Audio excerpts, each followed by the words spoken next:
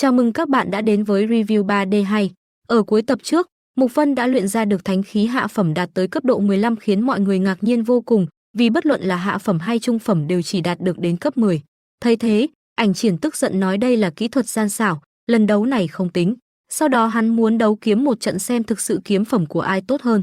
Mục Vân lúc này mỉm cười và nói, được rồi, hóa ra ngươi muốn đá chọi đá. Thế thì đến đây đi Ảnh Triển, hãy dùng kiếm và toàn bộ sức lực xem kiếm của ai sẽ gãy, được không? Triển Ảnh cũng không lo sợ gì, cười đáp, lão phu thế nhưng là cường giả vũ tiên cảnh cấp 3, còn ngươi vừa mới bước vào vũ tiên cảnh 1 cấp đúng không? Nghe được, Mục Vân lại càng muốn trêu tức hắn, không sao đâu, tôi sẽ không đánh bay ngài được đâu. Đến lúc này, Ảnh Triển cau có hơn, ngươi, đúng là không biết xấu hổ. Không mất nhiều thời gian, hắn hô to, đến đây đi. Lời nói vừa dứt, hai người tiến đến giữa võ đài.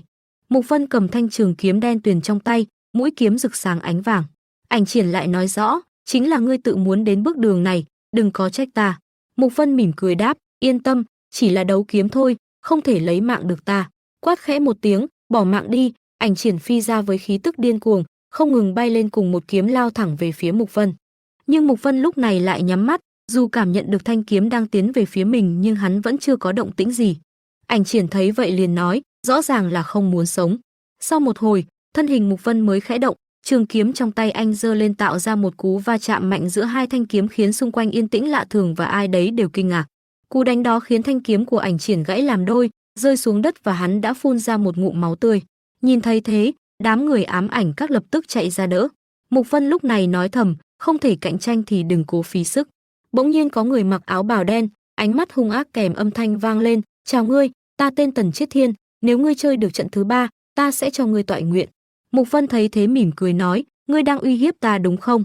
Vậy chúc mừng ngươi, trận thứ 3 ta không ra sân.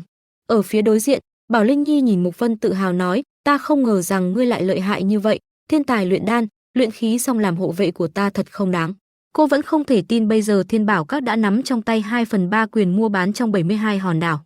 Bảo Linh Nhi tiếp tục nói, tuy nhiên vẫn còn trận thứ 3, Tần Chiết Thiên kia tuy là vũ tiên cảnh đầu tiên, có thể không phải là đối thủ của ngươi nhưng hắn là sát thủ hoàng kim của ám ảnh các và đã từng ám sát võ giả cấp 3 của vũ tiên cảnh.